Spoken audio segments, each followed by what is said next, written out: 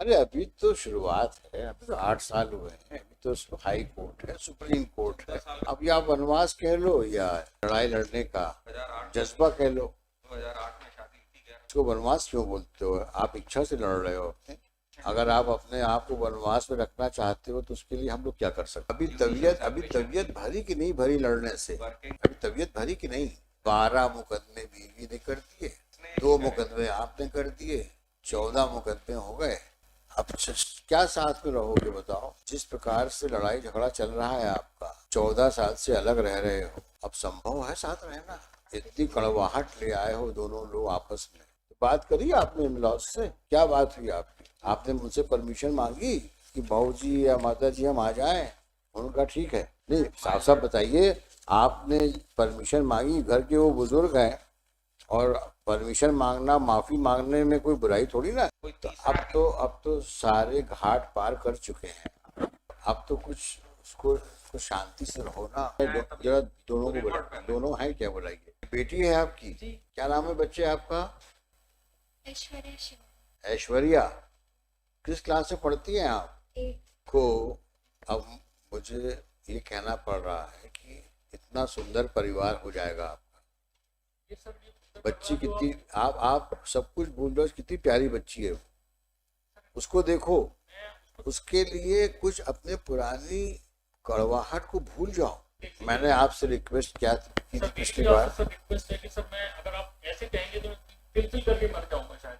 आप एक बार में मुझे नहीं, मैं क्यों सजा दूंगा आपको? ये आपका, हम तो केवल आपको रिक्वेस्ट कर सकते हैं कि कम से कम एक परिवार को टूटने से बचा सके हम लोग। मैं इतना बच चुका हूँ 14-15 साल से जुडिशियल प्रोसेस में नहीं गिना हुआ हूँ। और कुछ, और अगर इनको रहना होता तो कोर्ट कभी रखवा नहीं सकता किसी को। अगर पर्सनली खुद इनका रहने का मन होता तो मैं गुजरात रहा, मैं दिल्ली रहा, ग्वालियर भी रहा, कभी शिमला रहा, हर जगह इन्होंने आरटीआई लगाई, कोशिश कभी करी नहीं रहने की, एक बार भी नहीं करी। आज की डेट में भी देखिए सेक्शन 31 लगाया, वसूली का घर के घर में पैसा लेने के लिए वो लगाया। किसी केस में देखिए भी ऐसा है, मेंटेनेंस के लिए भी लगा। सारी प्रॉब्लम्स माइंडसेट की होती है। अब आप दोनों के बीच में कोई झगड़ा हुआ, समझदारी इसमें है कि दोनों आपस में बैठ करके सुलझा लो। सुनना है, पूरी बात समझो। बात शुरुआत कहाँ से होती है? झगड़ा हुआ, अब सुलझाने की बात तो दूर हुई, एक दूसरे को नीचा दिखाने के लिए ईगो फाइट शुरू हो जाती है। और कहीं खुदा न खास्ता माँ बाप बीच में आ गए और उन्होंने कुछ माचिस की तीली लगा दी तो वो और एग्रीवेट हो जाता है।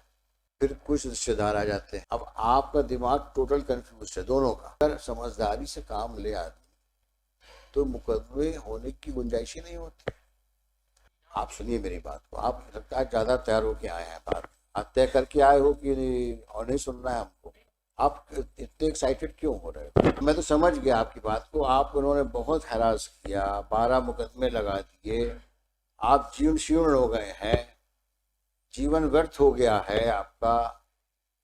अब पता नहीं, शायद आगे ये कहने वाले हों, साहब आप, मैं तो अब मोक्ष लेने वाला हूँ, मुझे जीवन नहीं जीना है, शायद कहने वाले हों अब आप। यानी मेरे को समझ में ये नहीं आता कि इतनी ज्यादा हॉस्टिलिटी करके आखिर तुम रहोगे कहाँ? अगर आज तुम इनसे अलग भी हो जाते हो, करोगे क्या? कितने साल के हो गए हो? 45, उसी के आसपास मैडम भी हुई। आज तुम लोग जिंदगी के उस मुकाम पे खड़े हो जहाँ आगे चलना कितना मुश्किल होगा अकेले। और सोचो, ये बच्ची जब बड़ी हुई तो तुम लोगों के बारे में इसके क्या ख्यालात होंगे, और शादी के बारे में क्या सोचेगी ये। उस बच्ची की जिंदगी आगे किस प्रकार से जाएगी ये समय ही बताएगा।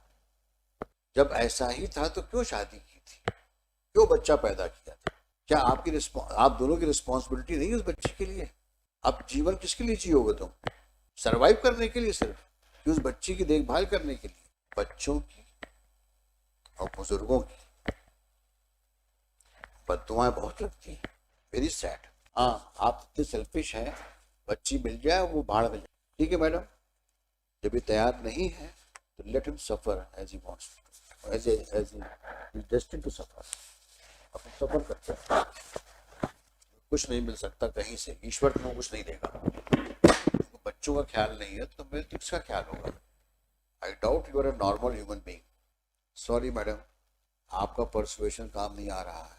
आपने किससे बात करी है? फादर इन लॉ से बात हुई थी। हाँ, सब ठीक, अच्छे से बात। क्या कहा उन्होंने? आपने कहा बाबूजी माना चाहते हैं, क्या बोले वो? मैंने ये कहा कि आपने खाना खा लिया। You shut up. I'm talking to her. हाँ, क्या कहा उन्होंने? कहाँ रहते हैं वो? ग्वालियर में है, आए हैं आज? बुलाइए। क्यों बाबूजी परिवार को खराब कर रहे हो? 14 साल तो हो गया।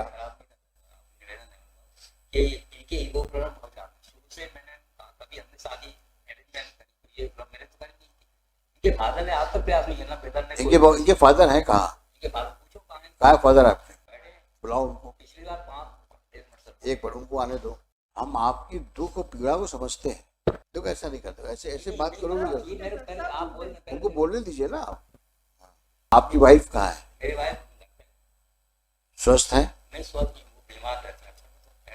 अभी घर में उनकी देखभाल कौन करता है? मेरे को फोन लगा पूछा, मैं ही करता हूँ, ये तो बाहर रहते, मैं अकेला रहता हूँ। और कोई घर में है महिला? नोबडी, मैं मोबाइल पे। इस बच्ची को पहचानते हो?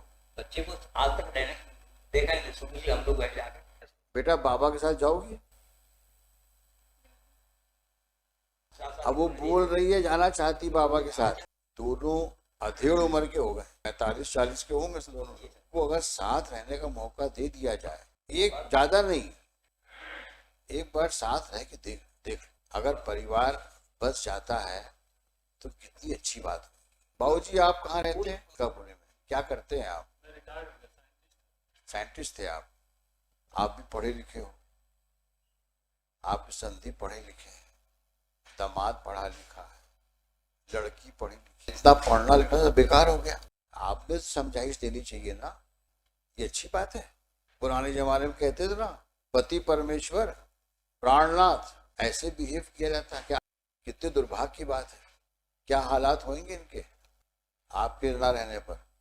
दोनों तरफ प्रॉब्लम्स हैं और वो प्रॉब्लम्स पिछले समय की है। आप दोनों समझी लोग बैठो, बातें करो पहले। जितना दुख दर्द है सब एक दूसरे को बता दो, हल्के हो जाओ। जो मैं कह रहा हूँ उसको समझो, करके देखो तो एक बार कोशिश तो करो, क्योंकि हम चाहते हैं परिवार एक हो जाए। इसके लिए जरूरी ये है पहले बातचीत हो। तो बातचीत का दौर शुरू होना चाहिए आप दोनों समझी लोगों। हम पेशी लगाते हैं, उस तारीख में हम आप दोनों को बुलाएंगे। समझ में आया? चलिए बच्चे, आप ऐश्वर्या नाम है ना? थोड़ा पापा से भी मिलो, चलो शेक हैंड करो। ब्लेस हर।